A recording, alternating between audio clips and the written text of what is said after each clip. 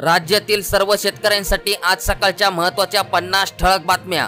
आज बँका सुरू आहेत। शेतकऱ्यांच्या खात्यात एकूण 2 योजनेचे 8,000 रुपये जमा होणार। शेतकरी मित्रांनो, या व्हिडिओमध्ये आपण कर्जमाफी, पीएम किसान योजना, लाडकी बहीण योजना, त्यासोबतच नुकसान भरपाई, आजचा हवामान अंदाज, पीक विमा अशा अनेक अपडेट एकाच व्हिडिओमध्ये पाहणार आहोत।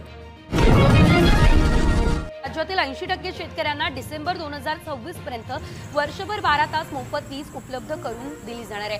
मुख्यमंत्री देवेंद्र फडणवीस यांनी वर्ध्यातील आर्वे या ठिकाणी ही मोठी घोषणा केली आहे। येत्या 5 वर्षात राज्यातील सामान्य नागरिकांचं वीज बिल देखील दरवर्षी कमी होईल असं त्यांनी सांगितलंय। त्यांना विजेचं 1 पैशाचं देखील बिल आता कोणालाही भरावं लागणार नाही। पूर्णपणे मोफत वीज त्यांना मिळणार आहे। पैसे भरूनही सोलार पंप मिळेना, शेतकरी प्रतीक्षेत। भार नियमामुळे सिंचनावर परिणाम, 6 महिन्यांपासून रखडली प्रक्रिया। सोलार पंपासाठी पैसे भरून जवळजवळ 6 महिने लोटले तरी अद्यापही सोलार पंप मिळाला नाही, त्यामुळे मनस्ताप सहन करावा लागत आहे। शासनाने सोलार पंप वितरणाची व्यवस्था तात्काळ करावी। लसूण कांदा आवाक्यात मोठा दिलासा, भाज्यांचे दरात मात्र चढउतार। पाणी पातळी खालावल्याने परिणाम, आजचे भाज्याचे दर या ठिकाणी बघू शकतात। साखर दराचा उच्चांक, प्रति किलो 44 रुपयांवर। लाल मिरचीची घसरण पाहायला मिळत आहे। धान बोनसचा झाला निर्णय, पण आता खात्यावर रक्कम केव्हा जमा होणार? 20,000 रुपये बोनस जाहीर करण्यात आला। आधी आदेशासाठी तर आता पैसे जमा होण्यासाठी प्रतीक्षा। महायुती सरकारने धानाला बोनसची घोषणा 4 महिन्यांपूर्वी केली, पण त्या संदर्भातील आदेश म्हणजेच की GR निघण्यासाठी 4 महिने लागल्याने शेतकऱ्यांना त्यासाठी प्रतीक्षा करावी लागली होती। तर आता आदेश निघाले, पण बोनसची रक्कम शेतकऱ्यांच्या बँक खात्यावर जमा न झाल्याने त्यांना प्रतीक्षा करावी लागत आहे।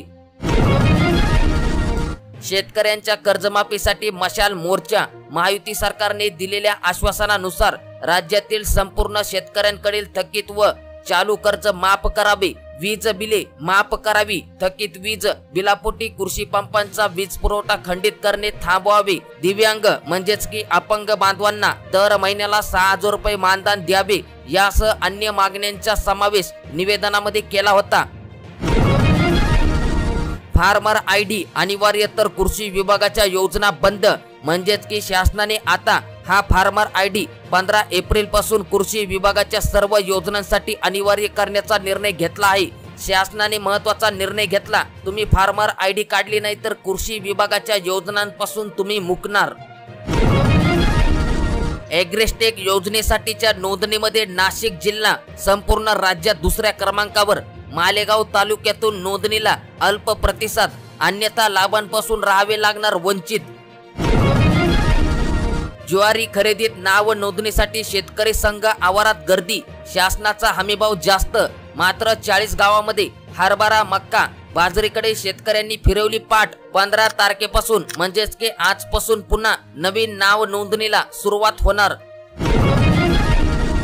रसवंतीचा ऊस महागला, वाढत्या उन्हाबरोबरच रसवंतीचा ऊसही चांगलाच महागला असून रसवंती चालकांना प्रति टन 7,500 ते 8,000 रुपये मोजावे लागत आहेत।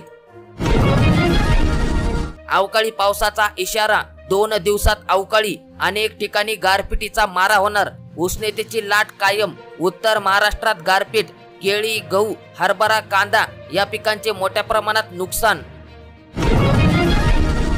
सिल्लोड मधील 14 गावांना कृषी पंपासाठी दिवसा मिळणार 8 तास वीज। छत्रपती संभाजीनगर जिल्ह्यातील अपडेट। रब्बी पिकाची मळणी करण्याची शेतकऱ्यांची लगबग सुरू। मजुरांच्या टंचाईमुळे मळणी यंत्र हार्वेस्टरला वाढली जास्त मागणी। ज्वारीच्या 60 किलोच्या गोणीसाठी मळणी यंत्राकरिता 150 रुपये म्हणजेच की 150 रुपये मोजावे लागत आहेत। ग्राहकांची झाली चांदी, सोने चांदीचे दर घसरले। व्यापारी म्हणतात आणखीन घसरणार। ग्राहकांना खरेदी करण्यास संधी, म्हणजेच की भाव आणखीन कमी होण्याची शक्यता आहे। सोने व चांदीचे भाव आणखीन कमी होतील अशी चर्चा असली तरी याबाबत अद्याप कोणीही काही सांगू शकत नसल्याने व्यापारी वर्गातून बोलले जाऊ लागले आहे। आजचे सोने चांदीचे ताजे भाव तुम्ही या ठिकाणी मोबाईल स्क्रीनवर बघू शकतात। रेती डेपोमधून यवतमाळ अमरावतीला रेतीची विक्री, ऑनलाईन रॉयल्टीत रेती विक्रीचा खेळ, नागपुरात रेतीची होते मोठी उलाढाल. अपडेट आहे भंडारा जिल्ह्यातील. मंगळवारपासून म्हणजेच की आजपासून रब्बीच्या धान खरेदीसाठी नोंदणी सुरू करण्यात आली आहे. प्रधानमंत्री इंटर्नशिप योजना, प्रशिक्षण घ्या आणि महिन्याला 6,000 रुपये कमवा. 15 एप्रिल पर्यंत म्हणजेच की आजच्या तारखेपर्यंत तुम्ही अर्ज करू शकतात. 16 कंपन्यांमध्ये जागेच्या संधी उपलब्ध आहेत. सातारा बाजार समितीत रविवारी कांद्यांची मोठ्या प्रमाणात आवक झाली आहे.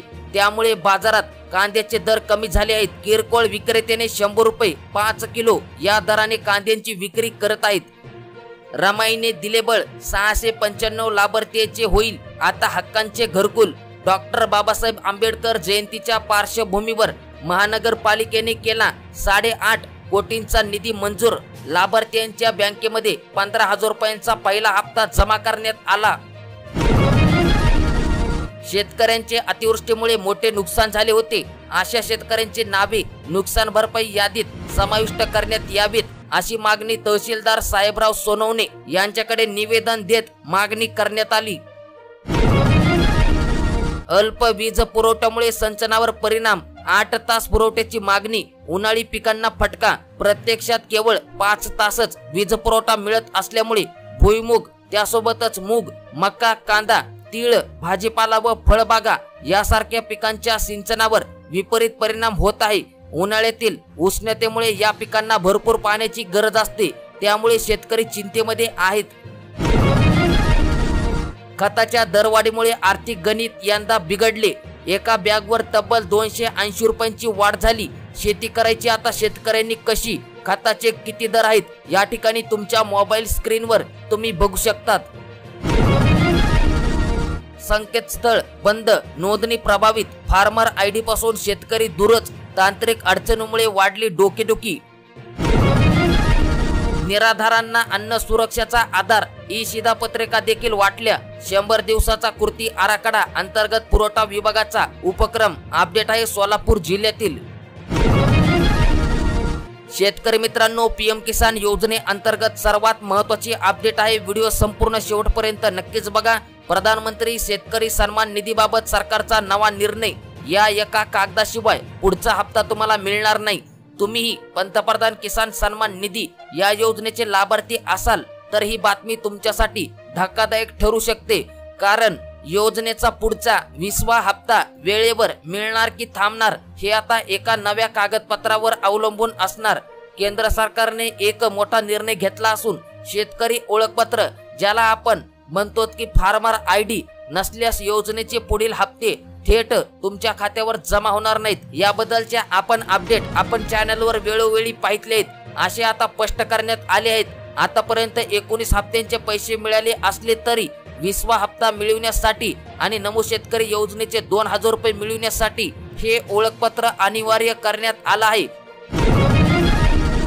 पुनर्रचित हवामान आधारित फळपीक विमा योजना. नांदेड जिल्ह्यात भारतीय कृषी विमा कंपनी या विमा कंपनीकडून मर्ग बहार सन 2024 मध्ये मोसंबी, चिक्कू, पेरू, सीताफळ व लिंबू या 5 फळ पिकांसाठी, तर आंबिया बहार सन 2024-25 मध्ये संत्रा, मोसंबी, केळी, आंबा व पपई या 5 फळपिकांसाठी नांदेड जिल्ह्यामध्ये फळपिकांच्या हवामान धोक्यांच्या निकषानुसार राबविण्यात येणार आहे. नांदेड जिल्ह्यातील शेतकऱ्यांसाठी महत्त्वाची अपडेट.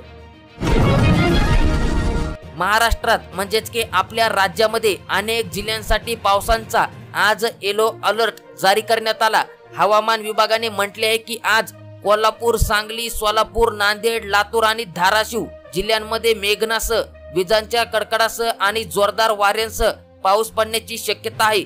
तसेच विदर्भातील चंद्रपूर, वर्धा आणि यवतमाळ जिल्ह्यांमध्ये देखील वादळ, विजांच्या कडकडासह हलका ते मध्यम स्वरूपाचा पाऊस पडण्याची शक्यता वर्तवण्यात आली आहे.